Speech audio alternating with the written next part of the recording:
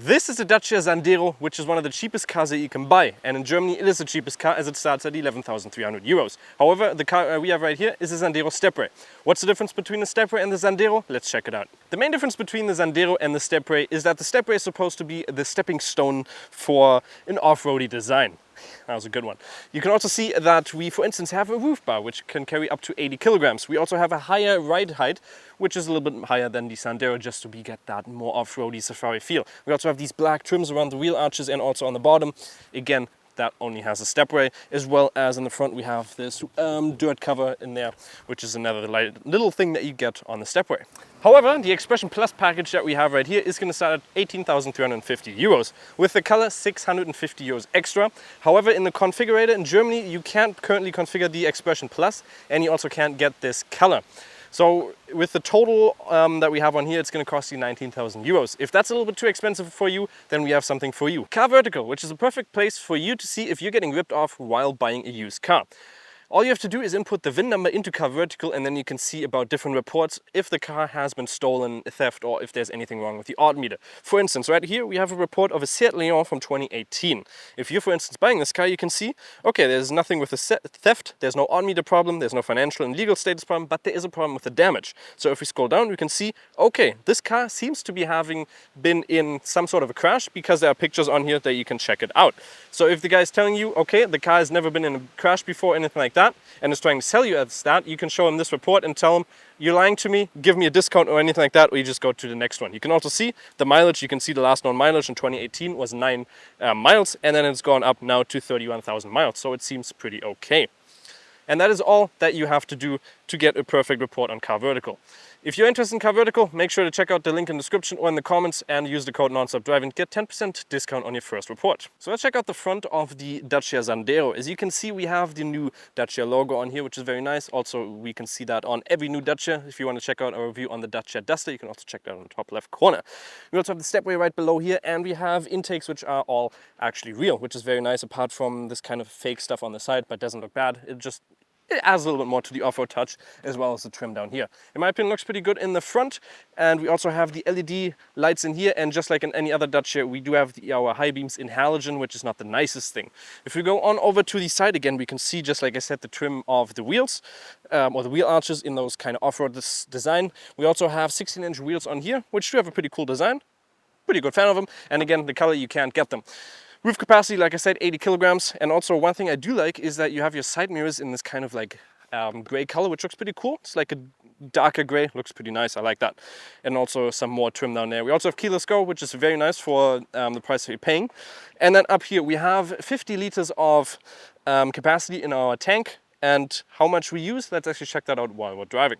The consumption that Dacia claims is 5.5. We've been able to get 6.9, but that's due to the fact that we've mainly been driving in the city, and obviously if you're driving in the city, you do have a little bit of a higher consumption, and you also have a little bit of a higher consumption considering that we've been driving a little bit faster. So I'd say you can probably get that down to around 6.2. That's probably what you're going to be cruising at, because you do also have the manual gearbox. You can obviously adjust the consumption a little bit more to your liking, because you have more control over it.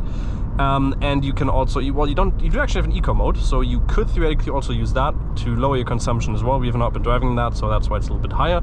But if you do want to get an automatic gearbox, you can also get that, which is the 90 CVT, which is also an automatic gearbox, but you can't get it for this model right here. The design of the Dacia Sandero on the back is kind of, well, it's not really mine. It doesn't look that nice, it's a little bit bulky, but what do you expect for, I guess, 11,000 euros. Also, you have this very big antenna, which if you're going through a washing machine, if you're going through, what are they called? Washing street, I guess. I don't know, it might fall off or might break, not the nice thing. And we do also have this weird lip in here, which is for your trunk, and then you can compress it down there. It's a little bit weird. We also have a capacity on our towing capacity of 1,100 kilograms, and the car only weighs 1,181 kilograms, which is fairly light, so you can basically tow another Sandero behind it. In here we have 381 liters, which might not be the biggest, but we also have a little bit of storage down here if you take out the spare wheel, which you also get in here, which is pretty cool. But if you flip over the seats, you can get up to 1,181. Those numbers are just messing with my head all the time, and you can also obviously take out this cover. Might not be the biggest, but it does fairly good for a city car. Under the hood of the Sandero Stepway, we have a 110 TCE motor, which produces 110 horsepower with 200 Newton meters of torque. It's a 1-liter 4-cylinder engine with a 6-speed manual gearbox, and it has a VMax of 174 kilometers an hour. So what do you expect from a Sandero in the inside? Well, you don't expect much, but you do actually get some nice features in here. You get heated seats for both the passenger and also the driver. You also get an automatic climate control, which is very nice, and a navigation display, which is just like in any other Dacia, but it is fairly decent, and it does the job. And you can also use Apple CarPlay via the USB cable or Android Auto if you want that. The seats are actually fairly comfortable. They're just basically the same as in the Jogger, so they are fairly comfortable. So long rides, I mean, they're not sporty or anything like that, but they just do their job. We also have this kind of like, I don't know how to describe it, but it's like a carpet pattern on here. We also have it on the side, as you can see over there, maybe a little bit better, with again the stitching, or not the stitching, but the orange colors, which look pretty cool with contrast to the outside color. We also have a 6-speed manual gearbox in here, like I said. We also have a USB-C cable in here, or USB port, and a 12-volt in here, and some storage space where you can put stuff in there. We also get a parking brake, which is nice, or an electrical parking brake, and a little bit of storage space in here, not much in there, and 2 cup holders in the middle as well. For the steering wheel, it's the same as in any other Dacia. No touch controls and anything like that. You do have a couple of controls in here with some assist and stuff like that, and the basic stuff. You also get a little bit of a cluster display, which is not special. It just has a couple of different modes in there. We'll look at that a little bit once we're driving. But that's basically it for the front. So the back of the Sandero is basically as minimalistic as you can get. You have the seats in the front, which are the same as in the back, so they are fairly comfortable, with a very interesting ISOFIX point, which are kind of like tied together, I guess. So you kind of have to break them to actually enter them.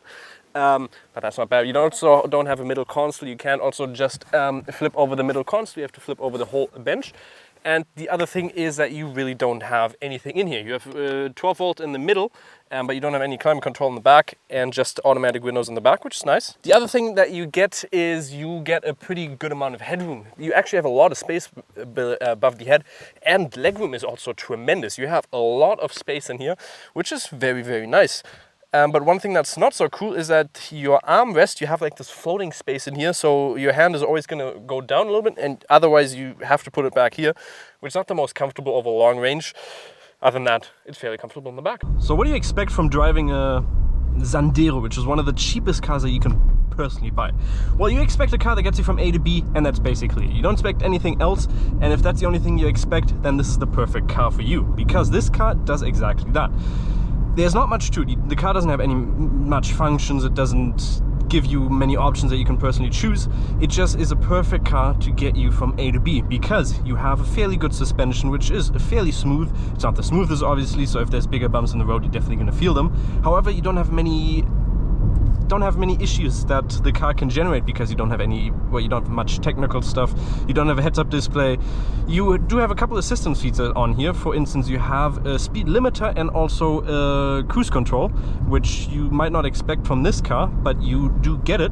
You also have blind spot mirroring, which is actually very cool for the car, because there's some bigger cars or some more expensive cars which don't have that. But obviously that is a couple of features that you get from the Expression Plus package, which you can't personally get in Germany right now, but obviously for almost the same price you can get the Extreme Plus package as well if you want to get that. But how's the ride quality? The ride quality is actually fairly good. Obviously the seats are fairly comfortable, so you do actually feel fairly nice in here.